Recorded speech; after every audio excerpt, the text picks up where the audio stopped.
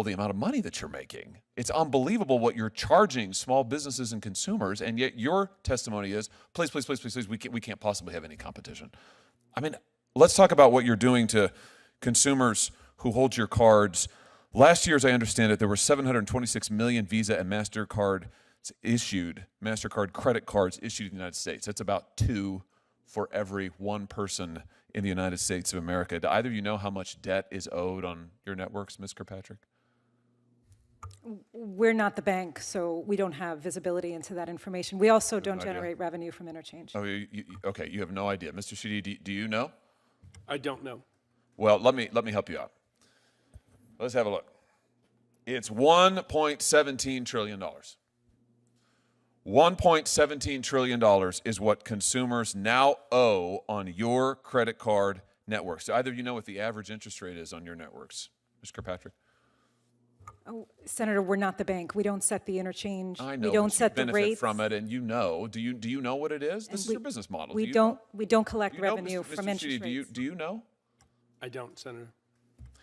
I mean, do either of you read the newspaper? Forbes magazine just estimated last week that the average credit card APR in your networks is 28.75%. Average. 29%, let's call it. 29%. It's nearly doubled in the last 4 years. That is astounding, absolutely astounding. And you just testified a second ago that you've got more than 50% profit margin, and yet your testimony here today is you can't possibly survive if there's any competition. How can that be true? How can that be true?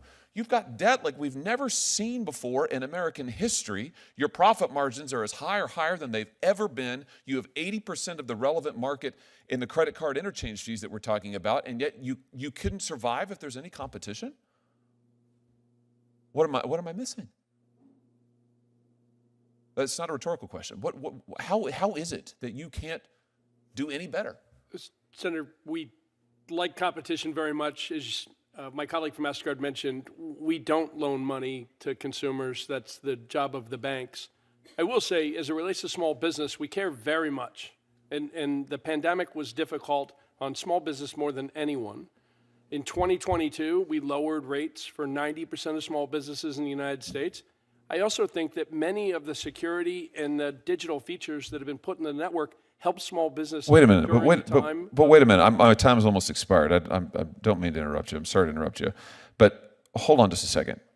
You've increased the swipe fees consistently in the last few years. You've raised them, even as your network has expanded, even as your profit margins have gone up. You've raised the swipe fees. And in terms of competition, you are paying competitors not to enter the market. The DOJ lawsuit says that you threaten retailers with staggering financial penalties. That's a quote, staggering financial penalties if they use a competitor, and you're paying Apple and Square and others not to compete in your market. You've got 80% market share, and you are paying off would-be competitors not to come into the market while you charge people like Mr. Callahan, who knows how much more than big entities like Walmart.